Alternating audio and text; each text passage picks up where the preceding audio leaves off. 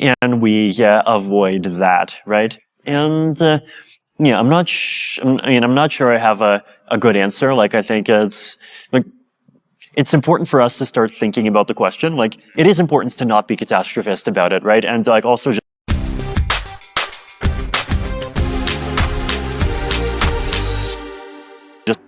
Devcon is kind of the, it's a decentralized everything conference. Maybe that's what Dev stands for. There's just all kinds of different communities that are coming here, and sometimes they're even kind of intentionally brought together here, right? Like there's a whole bunch of different developers, layer 1, layer 2, cryptography, programming languages, everything. There's local community people from, both Latin America and plenty of other places. Saw a couple of people from Iran a couple of days ago, and big shout out to all the brave people protesting there. There's people from all kinds of different industries. There's intellectuals of various kinds. We kind of brought in Bruno Masaj and Venkatesh Rao this year, and they've been kind of walking around and doing some presentations and kind of blabbing their thoughts on Twitter, and it's just been fun to see their outsider impressions of what's going on here. I mean, we definitely do intentionally try to move the continents around every year. I think part of that is it's a very intentional strategy to kind of empower the Ethereum's global community, and to try to give people from all of these different regions a chance to be able to come to at least one of the events easier, and share their side of what crypto is doing for them. I think having a geographically decentralized community is just has to be part of having a decentralized community in our modern world. We get an opportunity to just see, kind of talk to all kinds of people that I think we would not be able to if it was just happening in the same place every time. A lot of people are came in worried about issues like safety, but so far I think there have been fewer like serious incidents of that type than I would say even the bulls expected. Hopefully, it's the event even gave a lot of people a chance to kind of see Latin America better for what it really is. Solving scalability is number one. Right?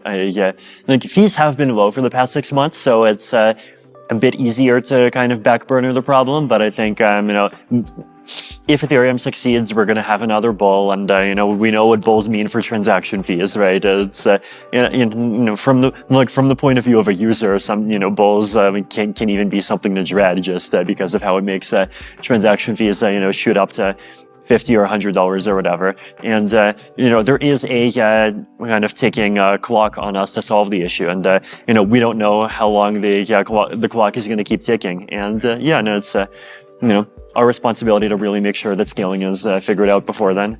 So scaling, privacy is another one. The base layer censorship resistance is another one. Account abstraction is another one. On the positive side, zero knowledge proofs as a technology have just seen a huge amount of progress in the last 3 years, right? There was kind of this big leap that started, I feel, in September 2019 when Plonk was introduced, right? Because from the user's point of view, it's like, okay, Plonk, there's another snark protocol. It looks like it's a little bit niftier than before, but like from a deep practitioner's point of view, it's like this very deep philosophical improvement in how we think about snarks, right? Because like we're able to basically think about converting things that we want to prove into abstract polynomial equations, and then separately figuring out, okay, how do we prove the polynomial equations? And it turns out that both of those areas are, you can do lots of deep improvements on, and things become, conceptually much cleaner, becomes much easier to progress when you do really start thinking about those two separately, right? And, one side can think about, how do we turn problems that we care about into polynomials, without thinking about the other side. And since then, we've seen amazing stuff like Lookup and, more and more interesting things lately. And then on the other side, there is the problem of like, okay, you have a polynomial equation, and the polynomials are big, but how do we prove it? This conference, I feel, has to some extent sort of been a victory lap for the the facts that technology exists and has practical use now. Right, like it's everyone is talking about snarks, and it's increasingly a default thing that you stick into applications that you're building, and that's just totally not what the discourse was like 5 years ago. Right. So I underestimates how much parallelism there was already. Right, like even the merge. There's all this work on the execution clients. There is work from the consensus clients. There is work from the MEV people. Right, it's actually a pretty big project, and then there are sort of de facto precursors like the EIP 1559, which is it doesn't have anything to do with proof of stake technically, but it kind of exercised a lot of the muscles of being able to make significant changes to the protocol. I think one way to think about post-proof of stake Ethereum development is to think about what the kind of long-term North Star of what Ethereum could look like from a technical perspective, right? And I have this fairly simple description that I gave on stage a couple of days ago, right? Which is so Ethereum in 2032, you have a node. Your node runs on your phone. Every 12 seconds or 32 seconds or whatever number we agree on, you download 3.6 megabytes of data, you hash it, you do a couple of elliptic curve equations to check a snark. That's it. You know the block is valid. Wait 12 seconds, get 3.6 megabytes of data, hash it, do some elliptic curve operations, verify the snark, and valid. 12 seconds later, data, hash, elliptic curve check, valid, right? So from the point of the whole process just becomes incredibly sleek and seamless to the point where literally a phone could even do it, right? In that kind of a world, we have extreme protocol simplicity. We have high decentralization from easy ability to run a node, easy ability for anyone to stake. Hopefully, simplify the fork choice down. We have single slot finality. Everything about accounts and abstraction and all of these things just work, right? And the protocol does just get to this kind of stabilized end state that just looks really beautiful, right? So, that to me is what I see the final goal being from a protocol standpoint. And then the challenge is how do we figure out all these different 5 strands that will actually get us there? On the funding aspect, it's obviously great that there are kind of non-Ethereum foundation sources of funding for these projects, and obviously this will give any future client teams a story that they can tell to investors for why they should get seed rounds. So it's going to help people in all kinds of second-order ways.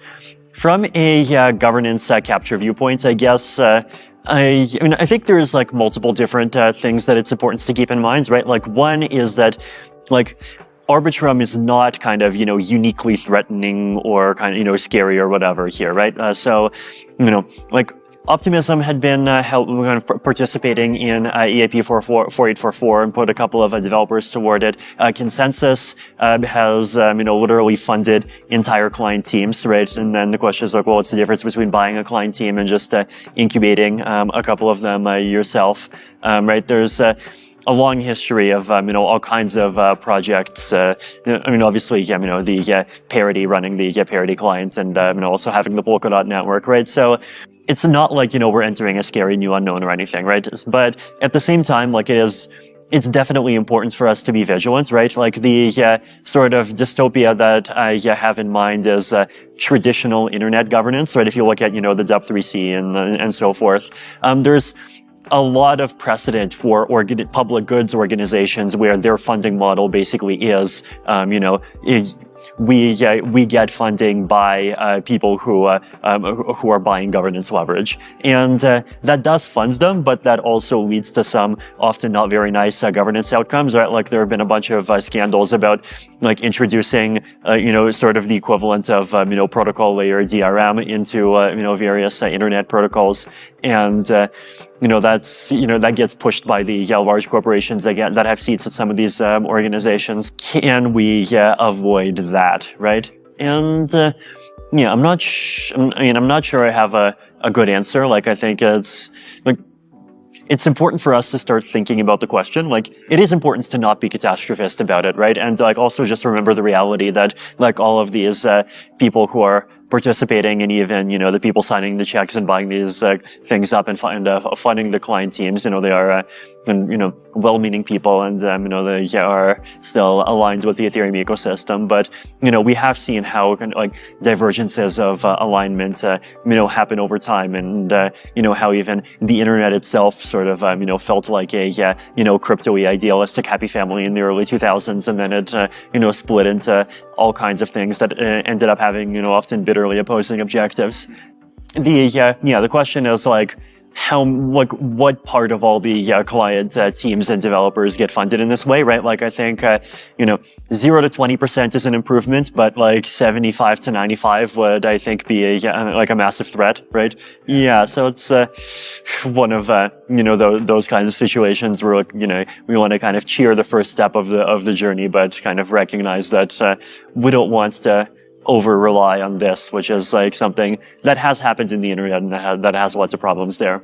There's some things that are slow and there's some things that are fast, right? And it feels like different types of technology are just naturally have different speeds, right? If you even compare the rate at which AI has been progressing over the last year versus supersonic flight, where looks like we're gonna have it again, but we're gonna have to wait until close to the end of this decade, right? And that's obviously a big difference between kind of atoms and bits, but within the world of bits, there's different kinds of bits, and it does feel like once the tools are there and once kind of the basics of zero knowledge stuff get abstracted enough, then the rest of it is just something that can just start running pretty quickly, right? So I'd say, pluck up probably has been really important, right? 5 years ago, the attitude toward these ZK VMs is probably, we're not gonna even try because we just know that the overhead of literally sticking an EVM into a snark is gonna be totally infeasible. But, since then, we've had Plonk and we've had Plookup and we've had all of these theoretical improvements, and that's actually gotten us to the point where it makes sense for people to start writing the circuits, and the circuits start getting written, right? It is important to be cautious and remember it is very possible that we're going to have ZK EVMs with bugs within a year, but getting to ZK EVMs without bugs is going to take another 5 to 10 years. But still, it's a huge amount of progress, and it's definitely really something that we should all be taking advantage of.